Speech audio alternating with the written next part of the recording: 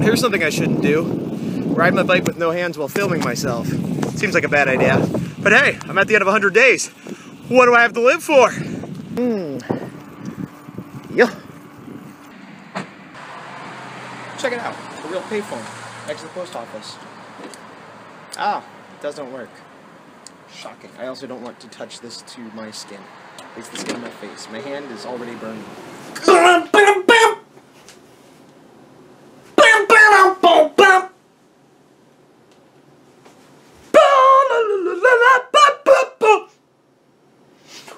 Days of comics,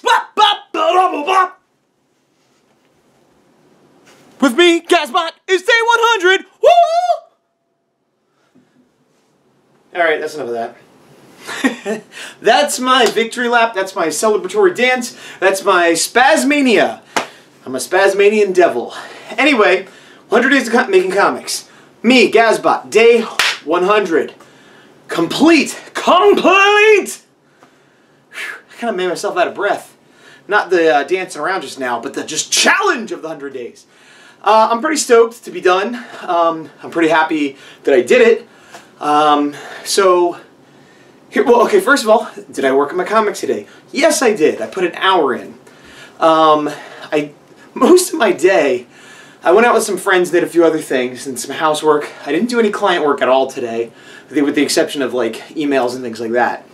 And I worked on the horror for an hour, but other than that, most of my day was getting this video ready, which is, when you watch it, is going to be strange because it's not like super deluxe or anything, but even just putting those like thumbnail tiles together, that took like a half hour, 45 minutes, just to pull them all together, import them, time it, whatever.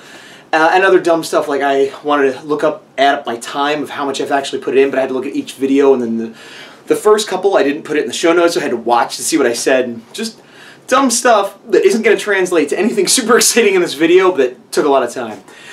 So, first let's just take today. You know, there's sort of a pressure to like do something exciting for the 100th video, and what I had always thought was it'd be cool to have all the thumbnails played when I did it. I also thought it might be neat if I played like a new version of the song on guitar or whatever. I played the version on guitar. It wasn't a new version, it was just me playing it just for something different. If I do a second 100 days, maybe I'll like record with drums or do something to make it a little bit more pro. And then I did the thumbnails like I had always thought since, well, not always, but since like 2 weeks ago or whatever. Other than that, I didn't really do anything special except compile some data. And I was trying to figure out what to do, and it's sort of a weird thing because like yesterday I kind of finalized the grays and was like, here's a nice piece of finished artwork, and here's a cool pinup of the horror, and I wasn't really sure where to go from there, and I didn't want to not work today. I didn't want to be like, well, I just worked on my video, or well, I thought about my story, or, you know, I wanted to actually have something tangible, and what I thought would be the best thing to do would be a process video, because I haven't done one of those in a while, and I checked out ApowerSoft, which I usually use, and I was able to use it the way I used to. Instead of using my download copy, I just used the streaming online version, which seemed to work fine. I had concerns it might not, and maybe I'll be able to continue using it and just have to have an internet connection, and you know, maybe I can't do it when Q's playing League of Legends or something. But once again, that seems to be my weapon of choice.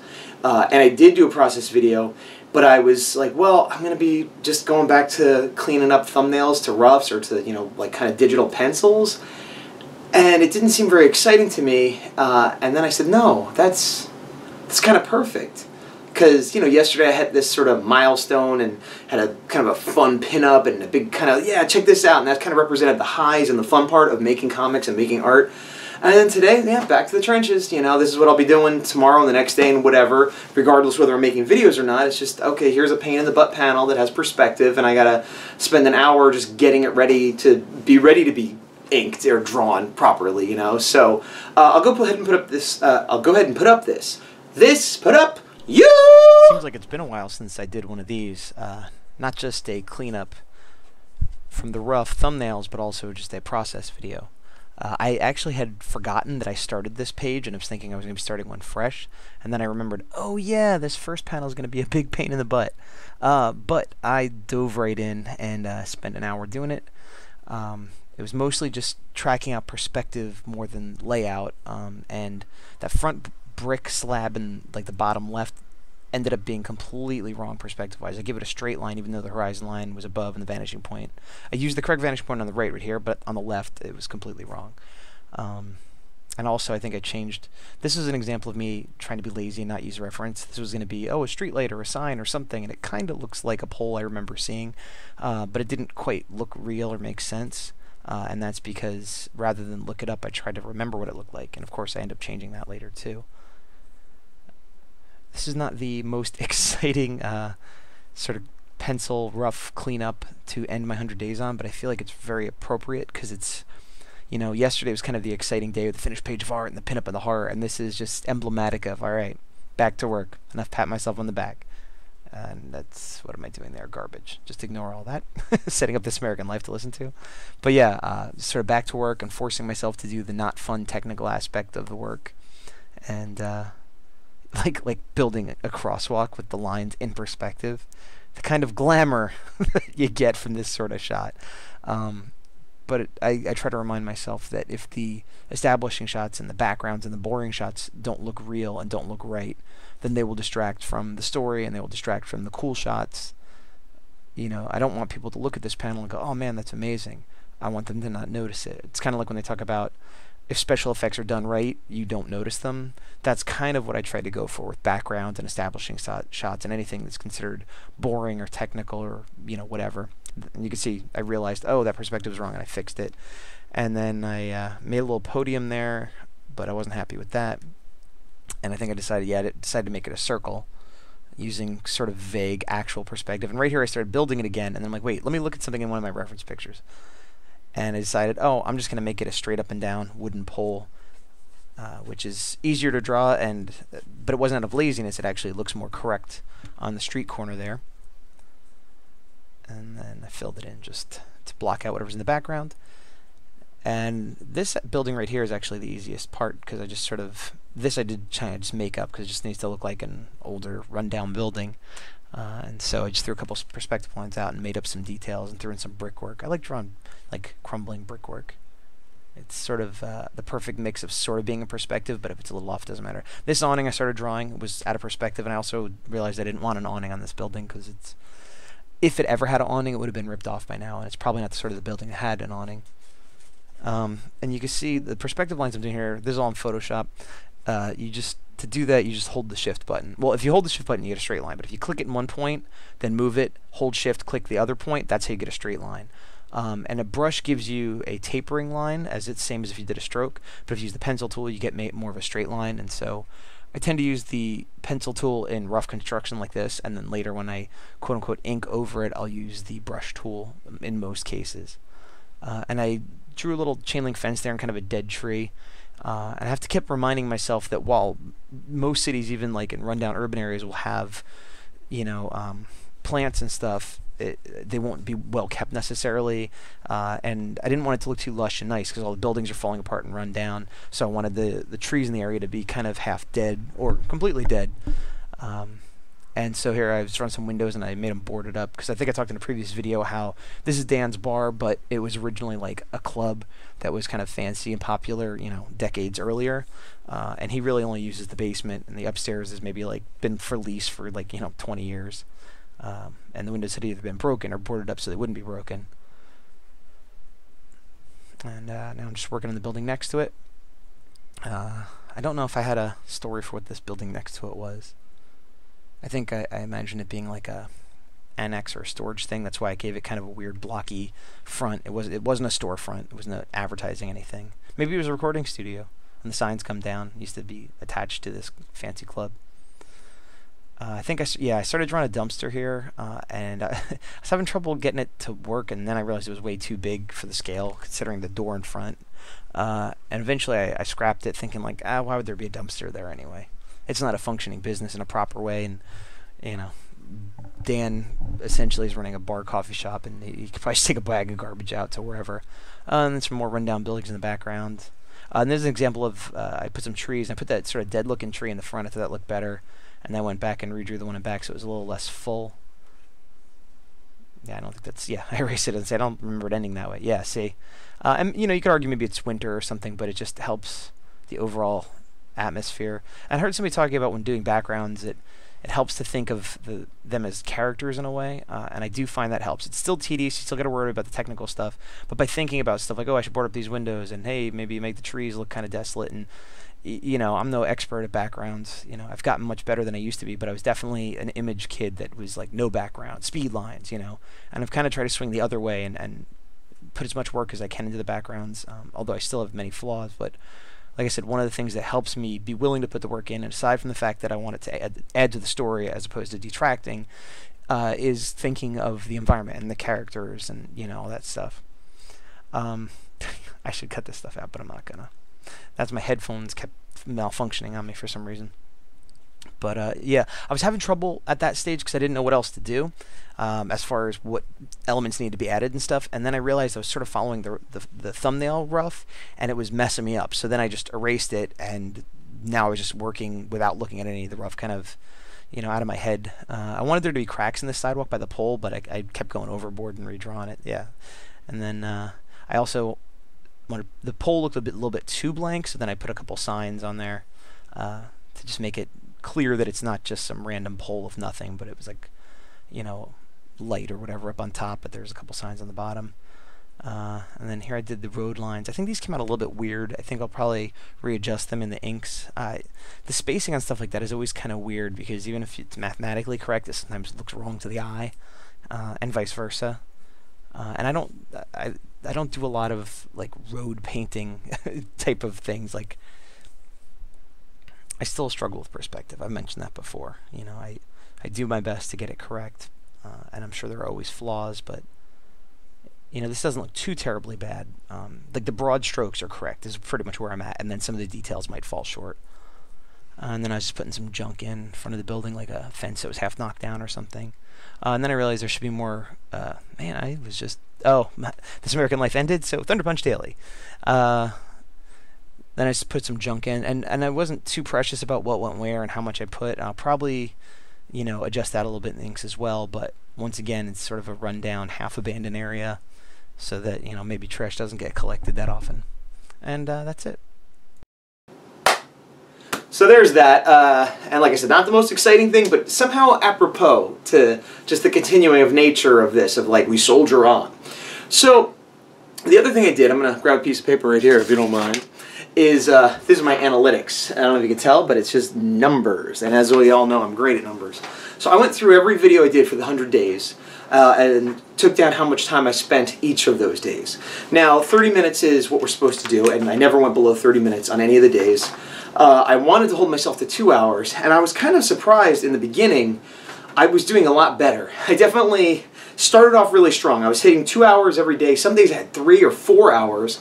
And then I kept that up until, like, in the 20s, I dropped to about 2. And then from, like, day 25 on, I was getting a lot of, I'd have a few good days in there, but a lot of half-hour days, a lot of 45-minute days. And I guess I got busy, or maybe I was a little burned out, or whatever. And then towards the end, I rallied and had a few, really good days again.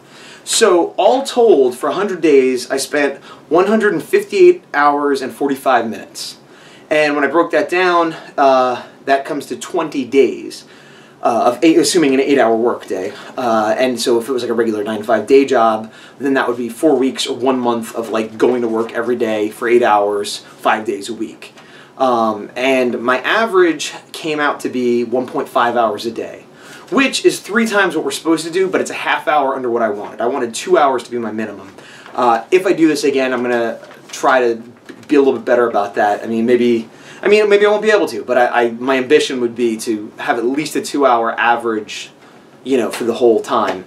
That being said, I'm not ashamed of this. You know what? It's funny because I'm happy I did this, and I recommend anybody to do this, and I recommend doing daily updates. It's tough because, again, it takes some time out of your schedule. And I went overboard and put in extra little goofy things in the beginning, production value, but really you could just get on camera and say, hey, here's what I did, maybe hold it up, maybe not, and be done in like 2 minutes. Again, I say a lot of things that are my opinion, and when I say this, it may be contrary to things other people say or do. It doesn't mean I'm slamming them. Everybody has to do it their own way. This is just what I feel, is that the people who are updating once a week, once a month, whatever, more power to you. And if you're doing blogs or whatever, again, more power to you. Although I would still recommend you do those every day.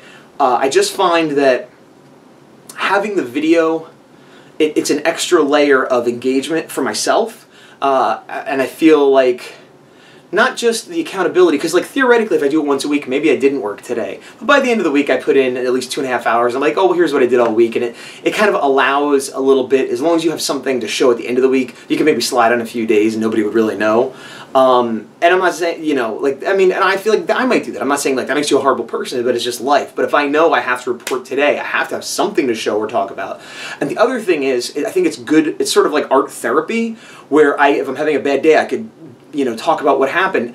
And sometimes I get, you know, comments and people talking back, but honestly it's just good to get it out, and I'll think through concepts in my head, but verbalizing them helps me articulate it to myself more. And yeah, I just found it very useful. Now, I have said that if I do it again, I might just do once a week updates, and I feel like that's because I've already gone through this. And as much as I enjoyed the process, and as much as I'm glad I did the 100 days, one every day, and I'm super proud that I never missed a single day, it does add a lot of extra time, especially the way I feel I need to make videos, because I'm a maniac and can't just put up something simple. That, you know, like I said, I spent hours today working on this video, which theoretically I could have been working on the horror, which is the better thing to work on, but, you know, big finale, whatever. I don't regret doing it. I recommend it to anybody. And if you don't do it my way, you do it one video and then a blog post every 3 weeks, and as long as you get it done, good for you. Yeah, so, but it's funny because I'm almost more proud of the consistency and the videos I put up than like the work I've done so far. Not that I'm unhappy with my story or anything, but and I feel like a lot of us say this at the end, I wish I had more done.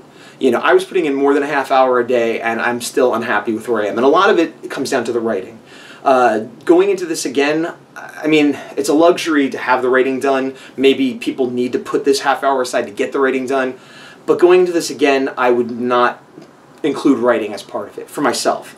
As it is now, I have, you know, the whole entire horror story written. So let's say I finish the equivalent of issue 1, and I'll do 100 days of comics for issue 2. I do have it written already, so I'd be able to jump in. But if I had a new project, I would try to get the writing done first. And you know, every now and then you have a rewrite, whatever. But I just spent weeks and weeks going, I'm writing, I'm rewriting, and you know, and it's just not. It was disheartening at those times, and it was hard to.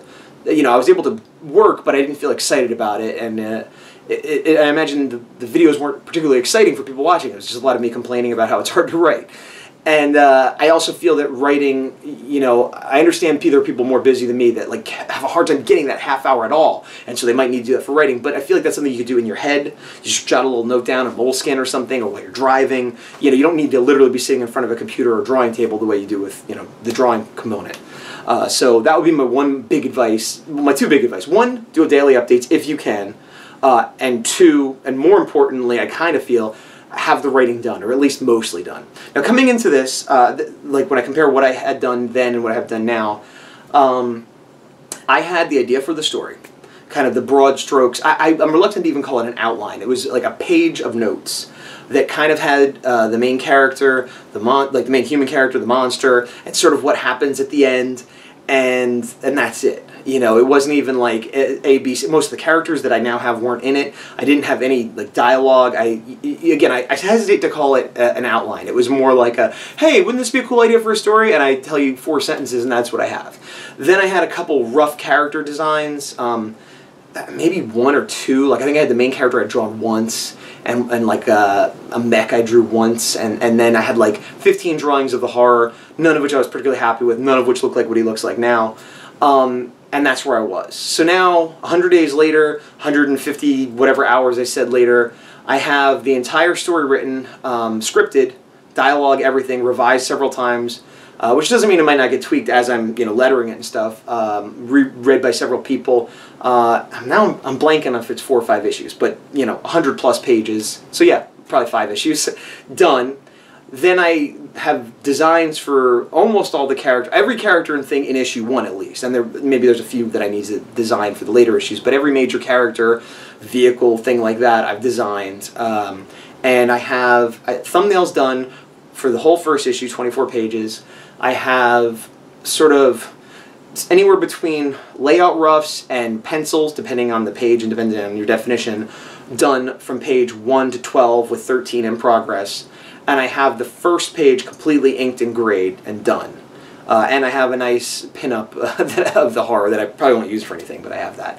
And so going forward, I need to finish the layout pencil type stage for the next 12 pages, and then ink and gray all that. And I also realize I need a logo and a cover, but I feel more comfortable doing that stuff at the end. I feel like doing a logo when I don't have the book done, it's like, what's the point? It's putting the cart before the horse a little bit, because it's not like I'm going to be advertising this book. Hey, in months I'll have this book out. Here's the logo, I don't know. I mean, I feel like that's kind of the reward and the icing on the cake to do that kind of stuff. And also, I've done some projects where I did the cover first, and I kind of wish I didn't, because now I've drawn those characters like 100 million times better and differently, So I feel like the last drawing I should do for this book is the cover. But I digress. The other thing, I'm going to grab my notes, pardon me again, let me see what I have here. The other thing I wanted to talk about was, I talked about the gap between your taste, your vision, and your skill level. And sometimes the agonizingly slow progression of skill. And I was looking at something that kind of cheered me up a little bit, and maybe it'll cheer you up a little bit too, is I've been doing caricatures for this company here in California about since I moved here. The oldest ones I could find were from 2011, it's now 2015, so 4 or 5 years in that neighborhood. And they're basically the same thing every time, kind of just like a business dress casual, and their face not super exaggerated or anything, just kind of a cartoony. They're called caricatures, but it's usually just more of like a cartoon version of the person. And the ones I did then, the ones I do now, I can see a significant difference. I'm more happy with the ones I do now, despite whatever, criticism I might give myself. It's like, well, that's objectively better. If I saw both of these, I'd be like, that guy's the better artist or girl. That person should be making more money. That person should demand more respect or whatever. And I'm not taking significantly longer. It still takes me the same amount of time now as it did then, but my quality has improved. And as a matter of fact, I'll go ahead and put those up now. 2 examples.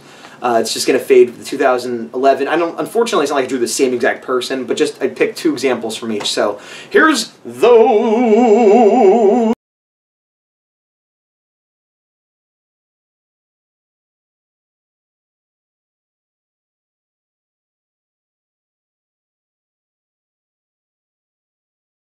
Guys!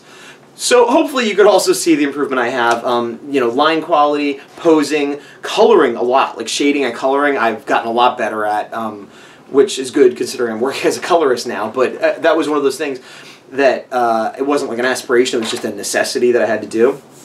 And now, what makes me happy and hopeful about this, beyond just, oh, I'm getting better, because, if you're drawing as an artist, you should always be getting better and notice that to a certain degree. But specifically with this, it's a really trackable thing because it's essentially the same exact art over a period of years that I'm doing semi-regularly. It's not like an everyday, every week thing, but on average maybe I do 1 or 2 of these a month for a few years. So without trying, it became a concentrated focus, not just on characters, but on this exact style, in this scale, with this sort of coloring, and without even trying, my process became refined.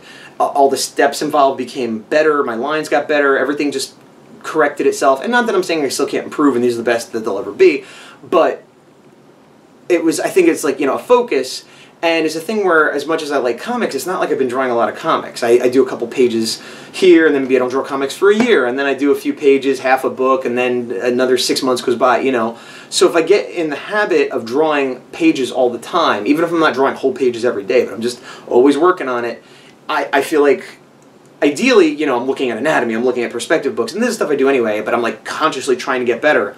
But even if I don't put that effort in, and just, I'm drawing them, I almost can't help but get better. And I know this is like sort of an obvious thing to say, but by looking at a piece of art that is my least creative, fulfilling thing, which is these boring corporate caricatures, and seeing how they improved without even trying over, you know, a couple years, and then it's like, okay, well, that's proof. And if this is something I actually care about and feel passionate about and creative about, then how could it not improve as much as that, which is not something I have any investment in beyond getting a paycheck. And, you know, and even out of my paycheck jobs, it's one of my least, you know, there's no creative juice there at all other than making it look like a good picture as best I can. So that made me feel good. Hopefully it makes you feel good about your own art. And it's a good thing, you know, to keep old art and look at it. And it's one thing, like I look at stuff from high school, well, I'm better, but this is, again, a modern tracking of where I'm a professional artist. At the time I did those ones, which now I'm like, God, I can't believe I got paid for those, you know what I mean? So it's weird, you know, but it's hopeful. I'm gonna keep leaning in. This for the 100th episode, I'm just gonna keep leaning in, keep leaning in. But I want to make sure I don't forget anything, since this is my last video of 100 Days Making Comics. Not my last video forever in YouTube, but it's the end of this series, so I don't want to be putting up, oh, by the way, I forgot, you know. I knew I'd forget something, and I did. March of Robots, still going on. Here's my entry for Day 4, Rom the Space Knight, by Parker Brothers.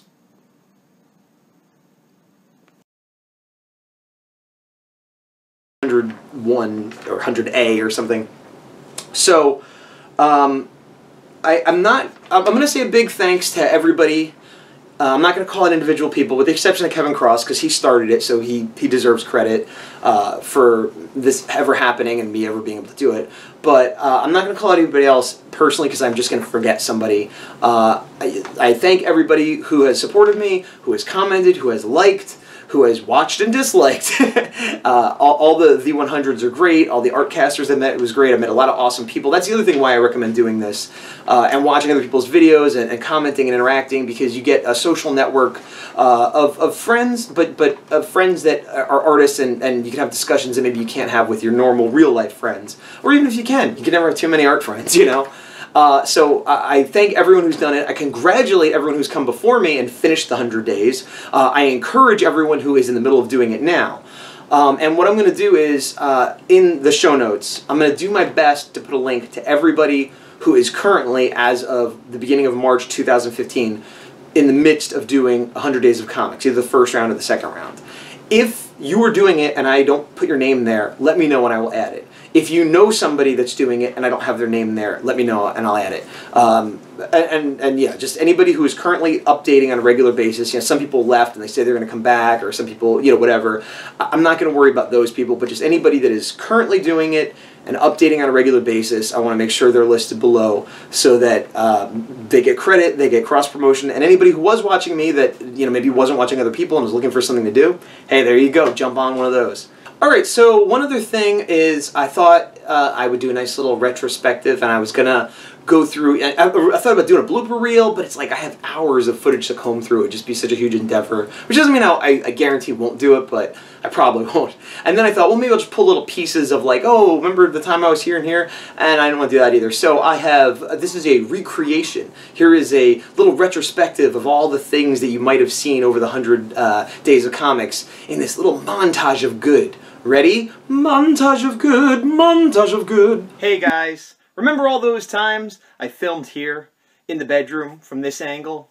And of course, all the times we went to Daiso and Mitsuya and got lovely Japanese goodies, like Naruto. Remember the good times we had when I stood in front of my Star Wars toys? It was right down here where I did that skit about Fruit Stripes gum. Remember? Rocky, remember all those videos you were in against your will? Uzi, do you remember doing things and having them filmed without your consent, then being put online? I don't think I ever, no, we never did the bathroom. Well, once or twice I even filmed in front of my Transformers case. Ho ho ho! Yeah. Oh, the times we had in the echoey orangey kitchen. Yes, they were few. Our outside, sort of. Remember? Remember when I used to film in daylight?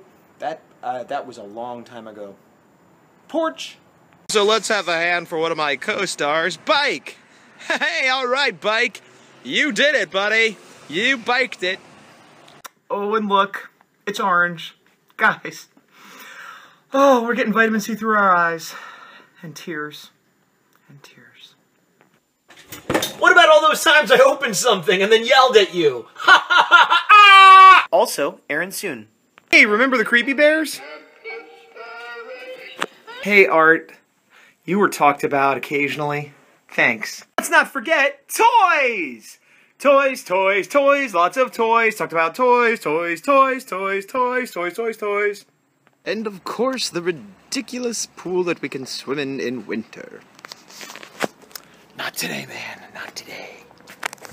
And the gym, which I love so well. The time when I was here at night, I teleported. Well, appears I've done it again. Less dramatically this time. With experience comes ease. It's getting dark. Mayhap we should speed that up. Ooh. Hello all! It's me, Bike Riding Gaz! Hello! And goodbye from the 100 days of making comics! Montage of good, montage your back. Hi. So, there's that. I'm pretty sure I hit all the notes. If I didn't, well, you know, maybe when I do my next video for whatever I call that series, I'll address it. So, once again, thank you to everybody. I'm really happy I did this. It's been a great time. It's been fun making videos. It's been fun meeting people. It's been progress on my book that I would not have otherwise have done, and I want to hopefully keep that momentum. I am going on vacation in like a week, so, you know, but hopefully when I get back I'll hit the ground running, fueled up from all my awesome, you know, kaiju and super robot and kyodai stuff that I see in Japan that's like, oh, I'm ready to go, the horror is going to take Japan by storm, and which is funny. I would actually be happier if the horror did good in Japan than in America. Not that I don't want to do it in America, but I would love to see it in Japanese stores. That's a weird side tangent. That's the same way I think of like, what actors would play the characters in the movie when they make it of my comic that I haven't finished the first issue of. It wouldn't be one of my videos if I didn't have a bunch of weird tangent digressions at the end when I'm trying to just end the video. And I am trying to end the video because today is day 100. And that means